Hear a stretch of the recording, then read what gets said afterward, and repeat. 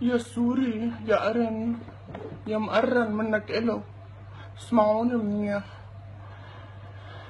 اول شي بعد لي قرونك من هون وسكت تمك لاني ريحة زبالتكم خلقت الدنيا. أي سوري بيغلط مع اللبناني أو بالجيش اللبناني ما حيشوف شي طيب. فرجوني بعد حدا يغلط بالجيش اللبناني لا تخاف لا تخاف، والله ما رح نحكي على الجيش اللبناني. بعد انت ليش محموق كتير؟ حسبي حالك على الجيش جيش. لا لا فصفصت فصفص نطلع دم للجاجة. تجسسهم فشفش مثل الجيش. انا برايي انت وجيشك لبناني وشعبك لبناني كله جيبوا كيلو بذر وقعدوا فصفصوا على رواق، وبنعطيكم كان شي تاني تفصفصوا. فوتناكن ع بلدنا، شغلناكن، عطيناكن فرص، وما فيكن خير.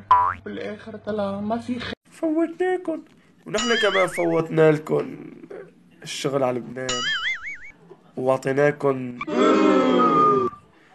بس طلع ما منكم او فيكم خير. شو مصنوعين انتو؟ بشر ولا شي تاني؟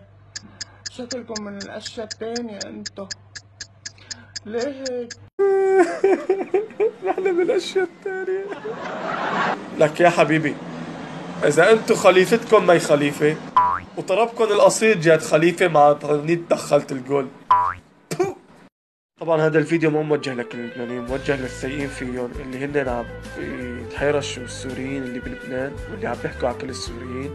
ورسالة للشعب اللبناني الوسخ منهم بس انه صرمية كل لاجئ سوري دايسة على راسكم، وانتم مقهورين ومبعوصين من السوري لاني عم بيشتغل وبأسس حاله ما بيقعد مثلكم عطالين بطالين وراكدين ورا الاكل الهوا. وبنهاية الفيديو تحياتي لكم، والشعب السوري باقي ويتمدد. الله يقويكم. السلام عليكم.